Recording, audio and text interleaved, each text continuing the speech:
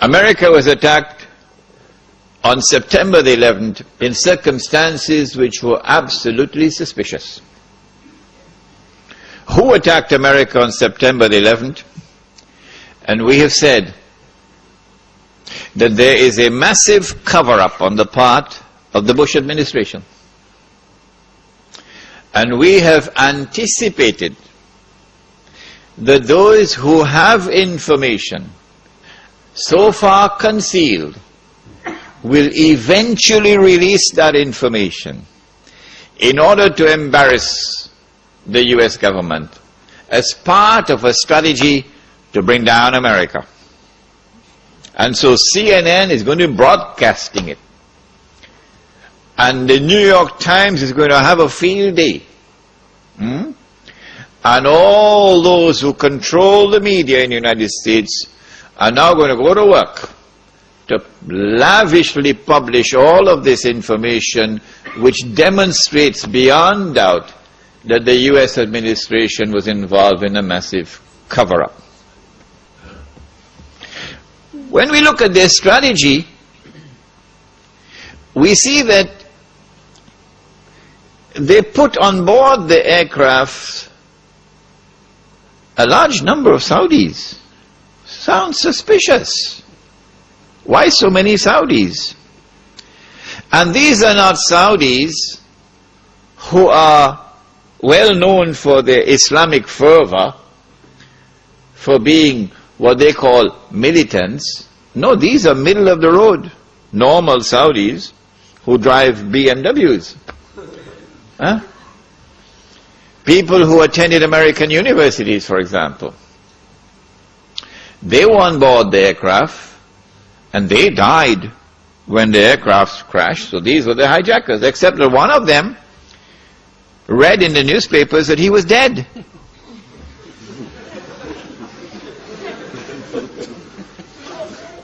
So he went to the Saudi government and he said to the Saudi government, "It seems to me as though I'm alive."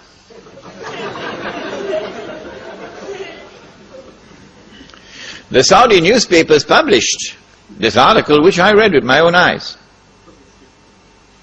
This particular student had studied in Minnesota, I think, in the early 1990s. And in 1995, perhaps, he had reported both to the local police and to the Saudi embassy in the United States that someone had broken into his apartment and stolen his passport. Whoever did that used that passport to hijack his identity, and so they could put him on board the aircraft. And so the planning for September the 11th, 2001 started many, many years before, which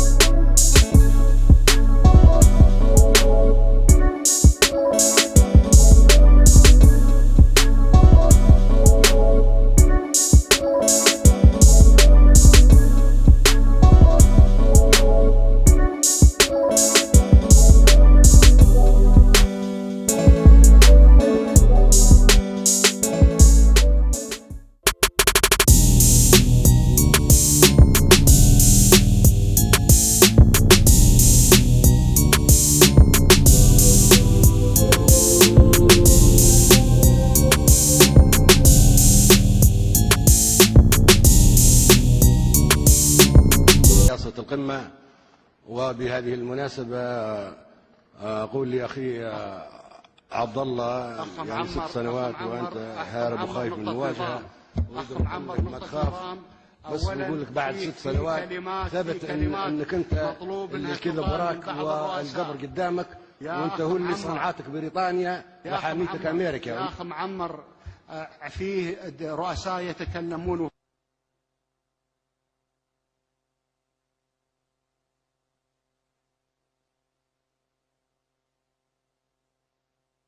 حمد، ومن احترام للأمة، واعتبر المشكل الشخصي الذي بيني وبينك قد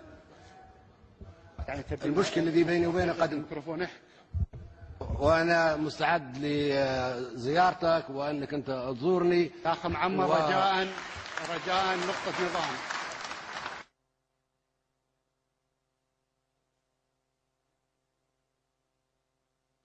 وعميد الحكام العرب وملك ملوك افريقيا وامام المسلمين، مكانتي العالميه ما تسمح لي اني ننزل لاي مستوى اخر، وشكرا. And one ruling state gave way to another. Britain is no longer the ruling state in the world. The United States of America now becomes the ruling state in the world. And in the same way that there was this mysterious, puzzling, baffling relationship between the island of Britain and the Holy Land, starting from the Balfour Declaration, so too now you have this mysterious, mystifying, baffling relationship between the United States of America and the State of Israel, which was so clearly apparent in Durban.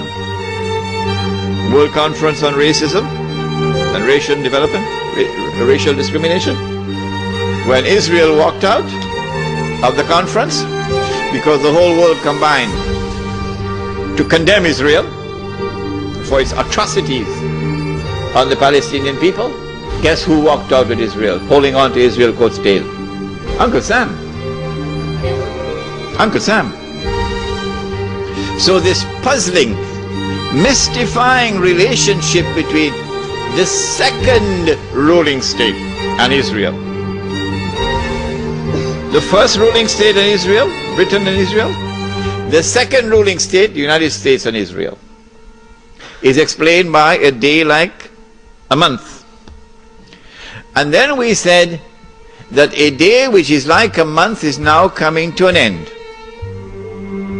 And the September 11 attack on America is in many respects a parallel to another attack which had occurred many years earlier. There's a parallel between the two. That one was in the summer of 1914, okay? The assassination of the Grand Duke Franz Ferdinand in Sarajevo. And that attack, that act of terrorism, launched the First World War, the big war. Similarly, September the 11th, the same forces at work in the summer of 1914 are the same forces now at work, September the 11th. With that attack in Sarajevo, Britain, which was the ruling state in the world, now during the First World War has to yield to another ruling state, namely the United States of America. If you don't understand, go and read your history. Now with September the 11th, the attack is now on the United States to bring down the United States as the ruling state in the world. But in the process of bringing it down, the United States have some very important work to do for Israel.